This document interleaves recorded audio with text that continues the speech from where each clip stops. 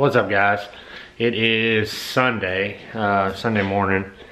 Today's my day off for the week. I'm gonna be working 6 days a week for a while, so the videos are probably gonna be kind of short. Thanks to all the guys that have bought shirts and stuff over the past couple weeks. Nick and Fez, and if I left anybody out, sorry. It's kind of getting kind of hard to keep up with it. I'm moving forward with the trailing arm stuff. I'm going to invest in a plasma table and some tooling. I'm going to try to build like a big belt grinder that will help me like notch some of the tubes and stuff like perfectly first time. That's the goal, is to do everything perfect and take all of my sketchy hand stuff out of the situation. That way they're 100% identical every time. I want to build something that, that is a perfect polished finished product, which means I'm gonna have to step up my welding skills a little bit, but they're getting there. So today I'm gonna try to work on some of the stuff down here underneath the back end of the car. And maybe go ahead and mount up one of the trailing arms just to make sure I like everything where it is before I kind of move forward with mounting the diff. I think I'm gonna do like a rear subframe maybe for the diff and get rid of all that crap that's underneath there, but I don't know. We'll see how it all unfolds. It's not as bad as I originally thought. I don't know if you can tell, but like the hack job right there, it's only right here. From everything I can tell, all the mounting points are still dead on, so hopefully it won't cause any problems. I don't know, we'll see. But that's where I'm at with it. Hopefully I can get some stuff knocked out today, and we can move on. So let's get cruising.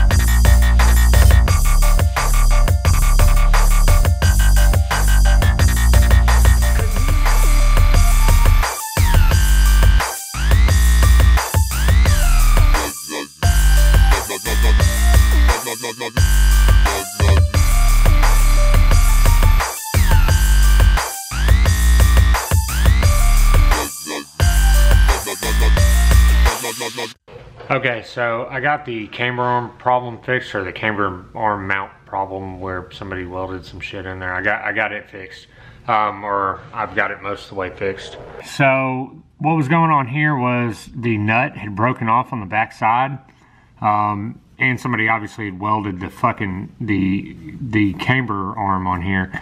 So I ground it all down and got it all flat, and I drilled 2 little holes, and then I came down here from underneath and I drilled a hole right here that was big enough to fit the nut into. And then I stuck the nut on the end of this little magnet telescopic thing and stuck it up behind there and screwed the bolt into it like so. And then I just tacked it on each side and filled it in pretty good. This up here is just where somebody had burned through before, so I went ahead and welded it up.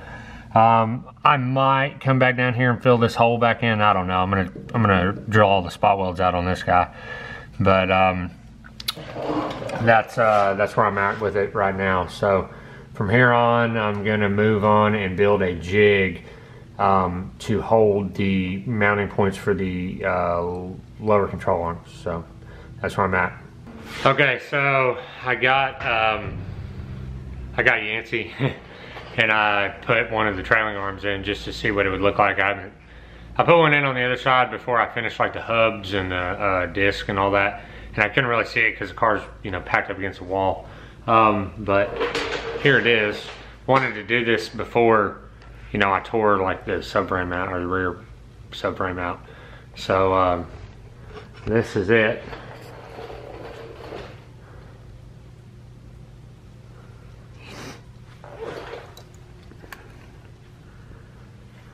Now, on these, I moved the lower control arm mount over, and I don't know if you can tell, but it's definitely running at an angle. Now, whether or not that's enough to get the strut to clear the axle. I'm not sure, but I don't think I'm gonna do that on the rest of them. I think I'm gonna put it over in the normal like front wheel drive spot, and I think I have a solution to, you know, the shock problem. But nonetheless, there they are. They don't have the spherical bushings in them yet. They still have the piece from the jig, so. But there they are.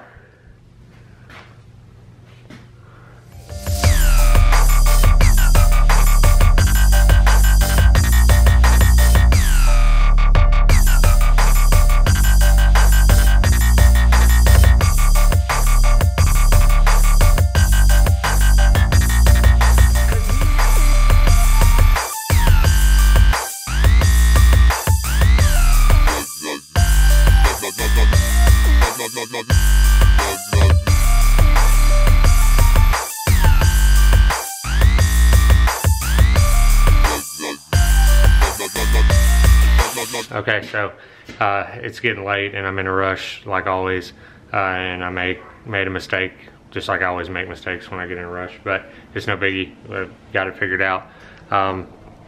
This is what I've come up with. This is a piece of 1.5" square tube, same stuff that I built the little frame out of. I welded it to just a piece of angle that I drilled some holes in that correlate with the shock tower. Obviously these holes, you see more than 2 holes there. I fucked up and welded this on the wrong way because I wasn't paying attention. But then I just welded some 3/8 bolts to it too. Nothing fancy, just something quick. And this is why I did that. If you can see here, I've got it bolted to where the shock would bolt, and it just runs down right there. So what I'm going to do is I'm going to put the other one up on the other side, and then I'm going to run a piece across the bottom, and then we'll see where we get with it from there.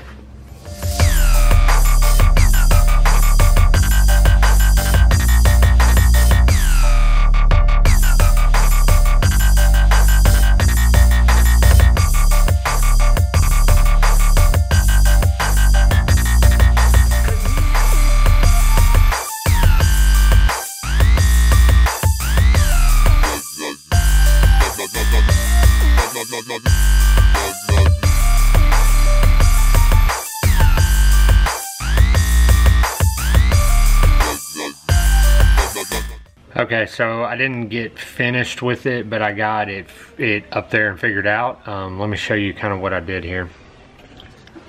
I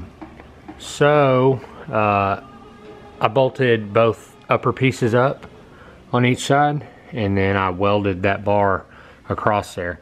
From all the measurements that I pulled, it's spot on. The only problem that I found so far is that I thought I was good on my lower control arm mounts.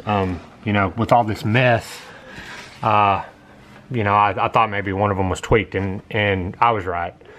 This one over here, given that this is straight, which like I said, all the measurements I pulled say it's straight. This guy right here is pushed back about 1/8 of an inch further than that one is. So what I'm probably gonna have to do is figure out that one and pull measurements off the jig and then replicate it over here on this side. So that's Beckett. So hi, Beckett. Hi. Alrighty, that's probably gonna be it's about as far as I'm gonna get on the subframe this weekend, or the jig for the rear subframe. I would have liked to have gotten the collars welded in, but it's just too late. Daylight savings time is killing me. That, and you know, working 6 days a week. But I am going to move forward on building a run of the trailing arms to sell. I talked to a few people, and they seem to think that it's going to work out really well. I'm not going to go name drop people or anything, but it kind of gave me a little bit of inspiration, so I'm just gonna commit and make it happen one way or another, even if I gotta work 24 hours a day, 7 days a week, but it's gonna happen. So you'll probably see some videos of me hopefully building like a belt grinder and the stuff I'm gonna need to speed up the process a little bit. And hopefully you're gonna see some videos of my buddy Dallas's car. He brought it by and actually took it to get it tuned at Humble. He ran into some issues afterwards, so I think we're probably gonna be doing some work to it. I don't know, we'll see. But hopefully, you know, that'll come. And well, obviously, you know, we're moving on with the all-wheel drive stuff here. So in the next coming weeks, the diff should get mounted, and then we can figure out what we're gonna do about the shock problem. I got 2 really good ideas. I just don't know which one I'm gonna move forward with. I think I do, but I don't wanna say it yet. So we'll get to it when we get to it. Thanks everybody for being with me this weekend. If you want to support the channel, go check out the website. It's www.megaspool.myshopify.com. The link will be in the description, and pick up a shirt or some stickers. I got some beer koozies in. They didn't turn out as good as I thought they were going to turn out. I might put them on there anyway and sell them for really cheap, but they look almost white. I was trying to get them in like a dark gray, and they're gray, I guess, but they look white.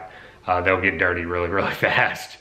But like I said, if you want to support the channel, just get on there and check it out. Thanks to everybody that has supported the channel. I really appreciate it.